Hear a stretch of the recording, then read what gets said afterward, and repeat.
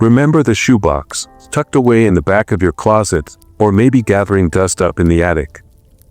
That simple container holding treasures that whispered of sun-drenched afternoons, the crackle of a transistor radio, and the thrill of the hunt. We all had them, didn't we? Stamp collections meticulously arranged in albums, gleaming coins passed down from a grandfather's calloused hand, or maybe, just maybe, a stack of baseball cards, their corners softened by time and countless hopeful shuffles. That's where our story begins, not with fanfare, but with the quiet weight of memory pressing down on an old man's heart. Walter Brennan wasn't a man given to grand gestures. He lived a life measured in sunrises over his Iowa cornfields and sunsets spent rocking on the porch of the white clapboard house he'd shared with his Eleanor for 52 good years. Since her passing 2 winters back, the house felt too big, the silence too loud. It was on one such quiet Tuesday, aimlessly sorting through the accumulated detritus of a lifetime in the musty attic, that his arthritic fingers brushed against something unexpected. Not the brittle Christmas decorations or faded photo albums, but a worn, oblong box, a box that smelled faintly of bubblegum and boyhood. His breath caught, a dry rasp in the stillness. Duke Snyder stared up at him from the top card, the Brooklyn Dodger smile frozen in perpetuity, a ghost from 1955. Time folded in on itself. Suddenly, Walter wasn't 78, smelling of liniment and earth. He was 10 years old again, standing on the sun-baked sidewalk outside O'Malley's drugstore on Maple Street, a nickel clutched tight in his sweaty palm. The bell above the door jingled its timeless tune, and the air inside was thick with the syrupy scent of cherry phosphates and that peculiar, intoxicating smell of fresh cardboard and powdered gum. Old Man O'Malley, perpetually polishing the soda fountain with a rag that had seen better days, would wink. Back for another shot at the Mick, young Walter. Mickey Mantle. The Holy Grail. Every kid in Mill Creek, Iowa, dreamed of pulling that Yankee slugger from the wax paper pack. But Walter's collecting wasn't just about the stars, it was about the ritual, the shared anticipation with his best friend, Billy Callahan. They'd sit cross-legged on Billy's screen porch, the cicadas buzzing a summer symphony, meticulously arranging their finds, arguing stats, trading doubles, dreaming big league dreams under a canopy of oak leaves. Billy. Walter's weathered face softened, then tightened. Billy was the fire to Walter's steady ember. Brash, funny, always with a scheme. He lived with his grandmother, Mrs. Callahan, a formidable woman who ran the town's tiny lending library out of her parlor and smelled perpetually of lavender and lemon pledge. Their friendship was the bedrock of Walter's youth, until it wasn't. The twist wasn't loud, it was a slow, insidious thing, like rust on a forgotten bike. It started with Eleanor Dawson. She moved to Mill Creek the summer of '59, all sunshine and freckles, with a laugh that could make the leaves on the old oak seem to dance. Both boys were smitten, 16 and foolish. Walter, shy and deliberate, admired her from afar, writing terrible poetry he never showed anyone. Billy, ever bold, charmed her effortlessly, making her laugh with his easy patter. Walter watched them together at the Friday night sock hops in the VFW hall, the colored lights spinning, Billy twirling Eleanor across the scuffed wooden floor. He buried the ache in his collection, spending hours alone organizing his cards, the vibrant images feeling suddenly flat. The real fracture came over something seemingly trivial, a card. Not just any card. A pristine 1957 Hank Aaron. Billy had pulled it, a minor miracle. Walter coveted it, needed it to complete his Brave set. He offered trades, his precious '56 Jackie Robinson, a near-mint Whitey Ford. Billy, sensing his friend's desperation, refused. "Some things ain't for tradin', Walt," he'd said, a strange, unfamiliar hardness in his eyes. Walter, heartsick over Eleanor and stung by Billy's refusal, lashed out. He accused Billy of hoarding, of not being a true friend. Harsh words were exchanged on that same porch where they'd shared so many dreams, words about loyalty, about Eleanor, about worth. Billy shoved the Hank Aaron card deep into his pocket. "You want it so bad. Fine. But you ain't getting it. Not now. Not ever." He walked away, and their friendship shattered. Just like that. Walter watched him go, a cold emptiness spreading in his chest where the warmth of camaraderie used to reside. He packed away his own collection the next day, the shoebox sealed with bitterness and regret. He couldn't bear the sight of the cards, each one a reminder of what he'd lost. Life, relentless, moved on. Walter, fueled by a quiet determination, eventually won Eleanor's heart. Billy, adrift and angry, dropped out of school early, took a job on the railroad, and left Mill Creek before the leaves turned that fall. Mrs. Callahan passed away a few years later, the little library closing its doors. Walter heard snippets about Billy, working the lines out west, a brief, troubled marriage, always moving. The decades flowed like the creek after a spring rain. Walter married Eleanor, farmed his land, raised two good kids who flew the nest for cities Walter had only seen on his baseball cards. He built a solid, loving life. The shoebox, and the painful memories it held, remained buried in the attic, a ghost from a chapter long closed. Eleanor knew not to ask. She was his rock, his joy, his everything. Her illness was a thief, stealing her vibrancy grain by grain over 3 long years. Walter held her hand until the very end, whispering promises into the quiet hospital room. Afterwards, the grief was a physical weight, a constant companion in the too quiet house. He functioned, but the light had dimmed. Which is why, sitting on the dusty attic floorboards, the Duke Snyder card trembling in his hand, Walter felt a seismic shift. The bitterness of that long-ago fight felt small, foolish even, washed away by the vast ocean of life lived and love lost. He opened the box fully. There they were, Campanella, Mays, Colin, heroes frozen in time. And near the bottom, the Hank Aaron card. Not the one he'd coveted, but his own 57 Aaron, slightly off-center, a tiny crease in one corner. Seeing it, he remembered the sheer thrill of pulling it himself, before the rivalry, before Eleanor, when the world was simple and shared with Billy. A deep, shuddering sigh escaped him. Regret, the word echoed in the dusty silence, heavy and profound. Not just for the lost friendship, but for the years he'd let that anger fester, a shadow over his own heart. He'd carried it like a stone, long after Billy was gone from the town, long after Eleanor had filled his life with such love. What had it all been for? He spent days sifting through the cards, the smell of old paper and bubblegum a Proustian Madeline. Each card was a portal, the feel of the warm sidewalk, the sound of Billy's laugh, the hope in Eleanor's young eyes. He found himself driving past Billy's grandmother's old house, now a florist shop, and the vacant lot where O'Malley's drugstore once stood. The town had changed, grown unfamiliar, but the echoes remained. A resolve, fragile but growing, took hold. He needed to know what happened to Billy Callahan. It wasn't about the card anymore, it was about peace.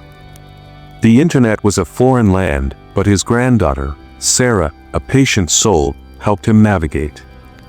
Searches were fruitless for years. Then, a breakthrough, a brief, decades-old union newsletter mention from Spokane, Washington. A William Callahan, retired railroad worker. Walter's heart hammered against his ribs like a rookie pitcher facing cleanup in the ninth. With Sarah's help, he penned a letter, hesitant, awkward, an olive branch extended across 50 years of silence. He mailed it to the last known address, the envelope feeling unnaturally heavy. Weeks passed. Hope dwindled. Then, one rain-slicked afternoon, the phone rang. Not Billy. A woman's voice, soft with age but clear. "Mr. Brennan." This is Maggie Callahan. Billy. Billy was my father. Walter's grip tightened on the receiver. Billy was gone. Passed away peacefully, Maggie explained, just 8 months before, after a long illness. He'd never married again, lived simply. Walter's shoulders slumped. Too late. Always too late.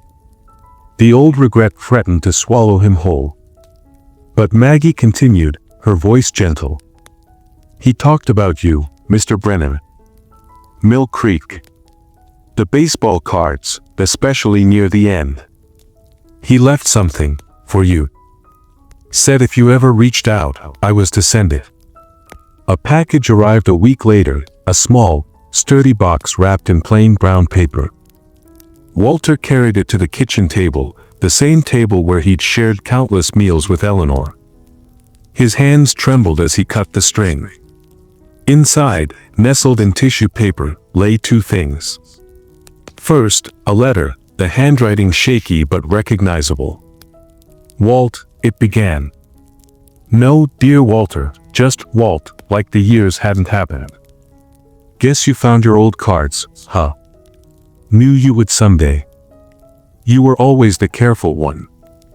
Bet that Hank Aaron of yours is still off center. Walter chuckled, a wet, choked sound. Billy remembered. The letter continued, speaking of the railroad, the loneliness, the mistakes. I was a fool back then, Walt. A jealous fool. Saw how you looked at Eleanor, saw how she looked at you, and I held on to that Hank Aaron card like it was some kind of trophy, some proof I'd won something. But I lost everything that mattered. Lost you. Lost her respect. Lost myself for a good long while. Walter read on, the words blurring. Billy spoke of regret, of watching from afar, hearing through the grapevine about Walter's life, his family.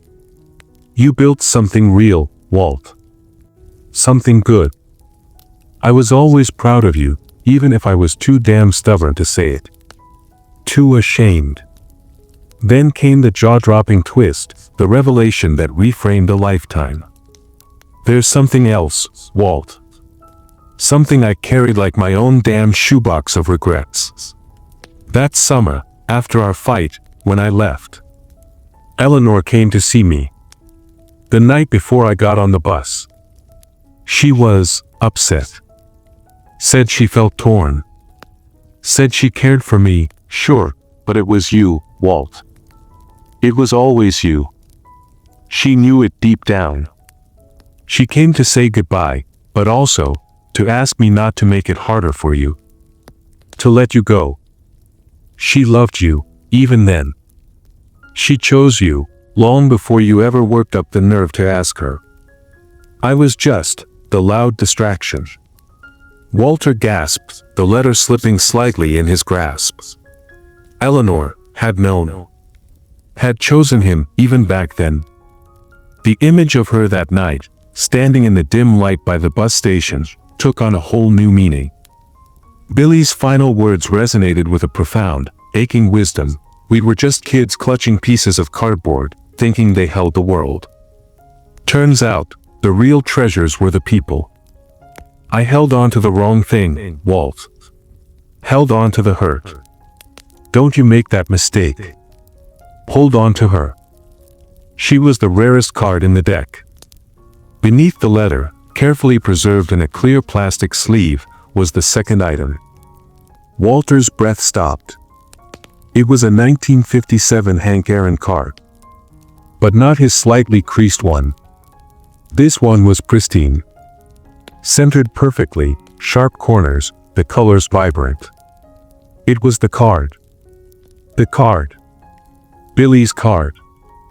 The one he'd refused to trade, the symbol of their rupture. Billy had kept it, all these years. Not as a trophy of victory, but as a relic of his greatest failure. A reminder of the friend he'd cast aside. Walter stared at the 2 Hank Aaron cards now lying side by side on his kitchen table. His own, worn by time and youthful passion. Billy's, preserved perfectly, a monument to a stubborn, enduring regret. They weren't just pieces of cardboard, they were bookends to a life. One representing the eager collector, the hopeful boy. The other, the lonely man clinging to the ghost of a mistake. Together, they told a story far bigger than baseball. They spoke of friendship's fragile beauty, the corrosive power of pride, the enduring ache of paths not taken, and the quiet, redeeming grace of finally understanding. The collection wasn't about monetary value, or even nostalgia for a simpler time. It was about the human connections woven through it. The shared hope with Billy on the porch, the unspoken longing for Eleanor, the decades of love built with her, the bitter loss, and now, this late, bittersweet gift from a lost friend. Walter carefully placed both Hank Aaron cards together into a single protective holder. He didn't sell them. He didn't lock them away again. Instead, he drove to the Mill Creek Historical Society, a small room in the back of the new library. He donated the entire collection, the shoebox, the cards, Billy's letter, and the two Aarons side by side. It's not just baseball, he told the wide-eyed young curator, his voice thick with emotion. It's about growing up. About losing your way, and finding it again, even if it takes 50 years. It's about what we hold on to, and what we let go.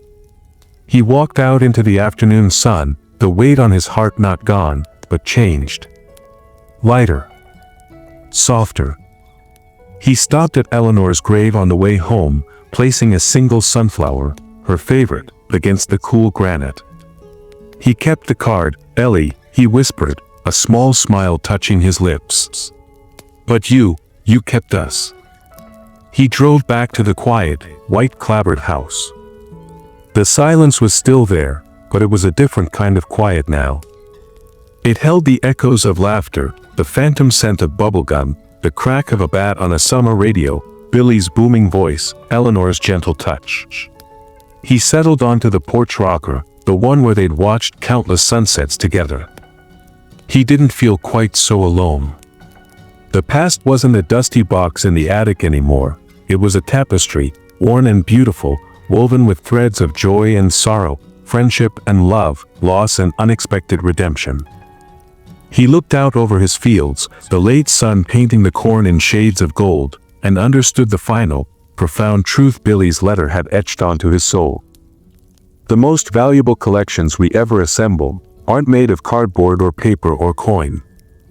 They're made of moments, of connections, of the people who touch our lives, leaving indelible marks upon our hearts, long after the final out is called, long after the last card is finally turned over.